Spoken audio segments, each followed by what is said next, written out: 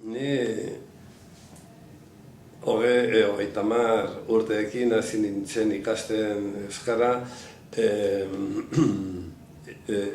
eroski euskal gune batean. Ni txantrean lan egin nuen eta lagunak eskatu genuen euskara ikastea eta han egin genuen lehenengo urtea. Gero txantreako igerilekura joan nintzen eta han egin nuen berriro lehenengo kurtsoa. Eta denborarik gabe utzi nuen eta orain erretretan ala jubilazioan hasi nintzen denbora gehiago ikasten eta orain nahi dute ikasi.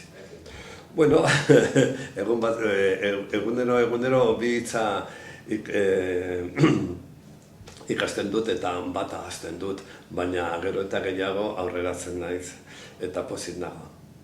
Oso pozik nago nire bilobarekin eta nire seme alabarekin hitz egin dezaket euskaraz. Ez asko, baina aski. Eta giro bereziat sartu naiteke eta agian beste egunean joan nintzen Bernardo Atxaga entzutea eta entzun nuen, nahiko entzun nuen, denak ez, baina nahiko pozik geratu nintzen. Eta hori da, eta nire kultura zabaltzera laguntzen dut, pozik dago. Ni orain euskaltegian eskasten ari naiz eta esperientzia da bikain.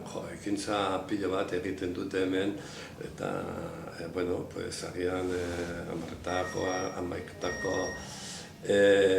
afariak, bertso saioa, korrika eta ekintza pilo bat egiten dute.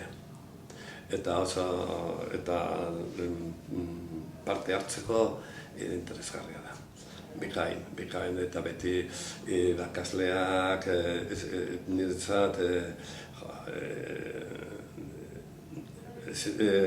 beti daukate lana prest dago ikasteko klasean, beti ikusten da bere indarra han daude eta beti leku guztietan daude, ez dakit nola egiten dute, baina leku guztietan daude, ez dakit nola daukate denborarik.